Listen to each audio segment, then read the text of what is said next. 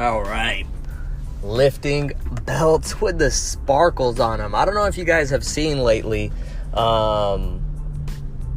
People wear these weightlifting belts, okay? And there's like all kinds of stuff on them. Like I've seen sparkles, American flags, nicknames, corgis, shout out to Serena, all kinds of things. Wonder Woman things, right? Sparkles, glitter. Anyways, so a lot of people have been asking. So since they're a lot more visible and they catch your eye, a lot of people have been asking me, hey, should I be using a belt? Like I see everybody lifting with these belts. Should I use it? So we're gonna talk about that real quick. Who should use a belt? Why? What does the belt even do? And how? Maybe we'll get into how to use the belt. But anyways, let's get into it. By the way, big shout out to my man Noel, because he's the first Noel, and he has provided, I think, 2 belts to San Jose Barbell that get heavy rotation, and both of the belts are pretty plain, or as the kids like to say nowadays, plain Jane. And there's no sparkles on them. There's no nothing on them. There's a plum colored purple belt, and there is a brown belt for the bigger waist people. Purple belt's smaller. And so shout out to Noel. But let's get into it. So should you use a belt? All right, so first of all, it's important to know, why do you use a belt? So let's address that, okay? So when you lift weights, the thing that will determine how much weight you can lift and how easily you can move it is going to be largely determined by your technique. In fact, entirely determined by your technique. And the largest part of your technique is learning to create stiffness. And that means you're getting as solid as possible from your hips up to your shoulders. What is that called? That's your core, right? That's what everybody calls your core. I like to refer to it as your trunk, because that also puts in my mind the image of that rigidity, or that stiffness, like a tree trunk. Like it doesn't bend, like one of these redwoods out here, right? I'm actually driving out to San Rafael right now for an audition, but those of you guys don't know, I act and things. Artist life. Shout out to all the artists out there. Creative life. Hashtag creativity. Artists. But anyways, so like there's a lot of redwoods up here in this area. In general, in the area that we're at, San Jose Barbell in Northern California. So anyways, trunk, okay? A tree trunk. It doesn't bend. These redwoods, those trunks are not going anywhere, right? They're stiff, they're rigid. So when you lift weights, you need a rigid trunk, okay? Because here's why. When your body senses danger, what does it do? It down regulates the the ability to contract of your muscles. Strength is simply how hard you can contract your muscles, and that is variable, and your brain controls that based on safety. So what is this? What is the big deal here? So what runs down your spine? It's your spinal cord, right?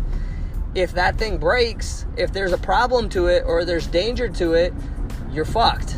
So your brain will literally decide how much you can contract your legs, your glutes, your quads, your hamstrings, based on how much stiffness is in your trunk. Because if you're a noodle, right? If your trunk is a noodle body, this is one thing we say a lot, is like, you can't be a noodle body out here. If you want to be strong, you can't be a noodle body. You can't push anything with a noodle, right? Know what I mean? So you need to have a stiff tree trunk if you actually want to get something done. So that's the whole thing about strength, okay? So now, that how do you create that? You create that with your breath. So if you see people lifting weights, particularly the big lifts, your squats, your deadlifts, your presses, you'll see a lot of people, if they're doing it correctly, they'll take a big breath and push their belly out and increase the air pressure, right? And what that does is the more air pressure there is, the less movement there can be of the trunk. So go check out any strong lifter, right? Anybody with good technique, you'll see that the shape of the spine never changes while they're moving, okay? Quick side note, that doesn't mean that, your spine shouldn't be able to move. No, it should. But when you're lifting weights, heavy weights in the squat, deadlift, or press, you need rigidity, okay? So, circling back, that's the purpose of our technique and how to increase weights and get stronger and be pain-free is have a more rigid trunk, a more stiff trunk. And we typically do that with our brace. That's your breath. You take a big breath into your belly, push your belly out as far as you can, hold that breath, then do the lift and reset, okay? Pay attention to that when you watch people lift, okay? Now, as you get stronger and stronger, okay, and you've practiced that brace, the next step would be to add a belt, because what a belt does is a belt goes over your belly, and what it does is it gives something for your belly to push against. And when you push against something, you increase the air pressure in your belly. So what you're doing is effectively adding anywhere from, and so what I've read from one of the most knowledgeable guys in the game, who actually, is super strong himself, but does the research as well, so that's very nice and very helpful for the rest of us, is Greg Nuckols, and according to him, it's anywhere from, 8 to 15% increase in strength resulting from the belt, right? Because you're able to increase that air pressure there. Thus, there's even less movement in your spine. All right. So that's the purpose of the belt. So should you use a belt or not? Now, I think if you don't even know how to brace, then there's no point in you having a belt, because you don't know how to brace, because then it's not going to work. You're not going to push against the belt.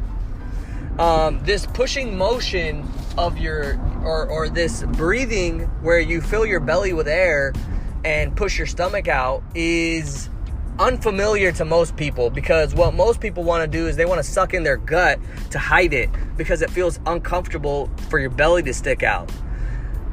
Although, it might feel uncomfortable psychologically, right, to do that, that's a terrible thing to do for lifting weights, okay?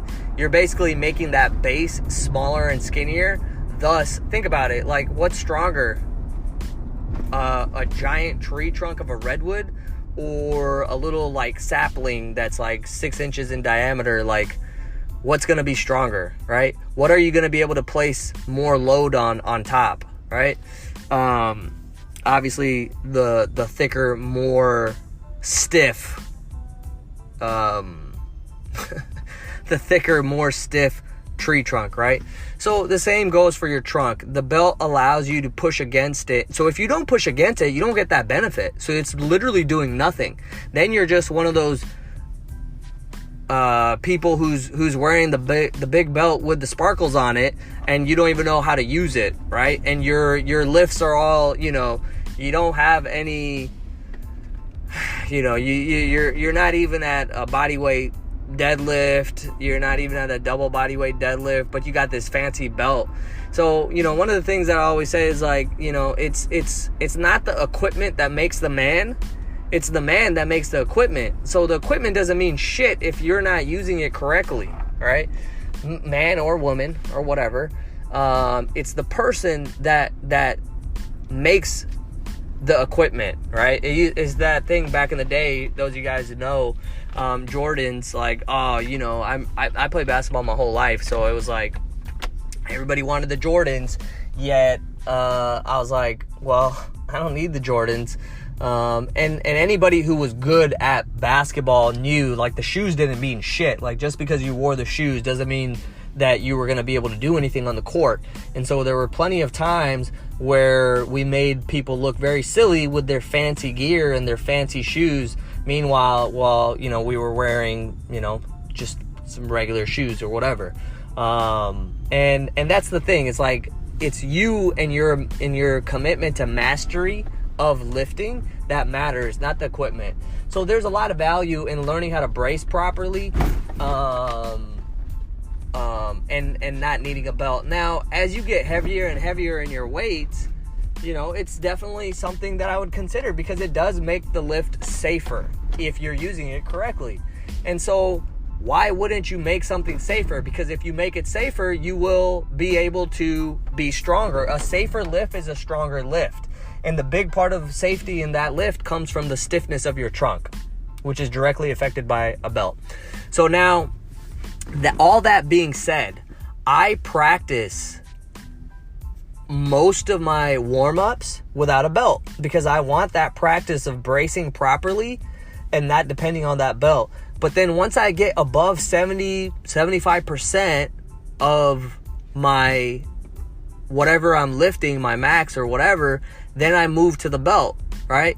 So it's number one. Here's what I would say is, number one, learn how to brace properly without the belt.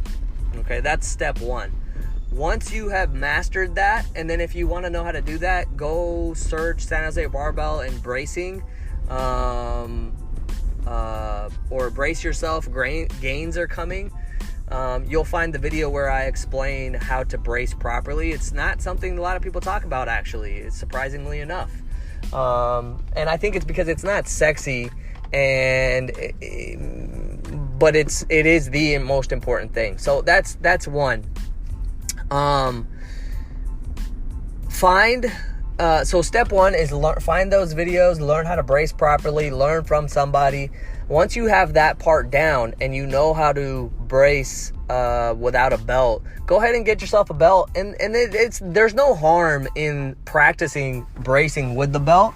So there's really no way you can go wrong with or without a belt. Just make sure that you're learning how to brace, okay? Or breathe properly without the belt. And then the belt will be helpful to you, okay? So all that being said, do you need what kind of belt should you get? Maybe we'll leave that for another episode, but what I will say is, like, if you really want to swag it out and you want the big belt with the sparkles on it, hey, do it. One of my favorite belts is Serena's, because she's got like corgis all over it and it's super cute. But my personal belt is a belt that everyone in the gym shares, and it's a purple belt. And so, what kind of belt? I'll just keep it super simple. You want something, the standard one that most people will go for, I think is good, is something from Inzer. Personally, I don't like the levers. I prefer the pronged belt, old school, one prong, and 13 millimeters, and you can go on their website and get that. But long story short, doesn't matter none of the stuff matters if you don't know how to brace properly. So we'll leave it at that. If you have other questions, send them to me. I'm here. All right. If you want specific coaching, okay, one-on-one, whether you just want a form review, whether you want ongoing coaching, send me a message, okay? And we'll get to making gains, right? So that's what we do. That's it. I'm gonna leave it at that. Go get yourself your big belt with the sparkles on it. And if this was helpful, please do not forget to like, comment, subscribe, share one of those things, all of those things, review. I would be greatly, greatly appreciative of you. And hope you guys have a fantastic rest of your day.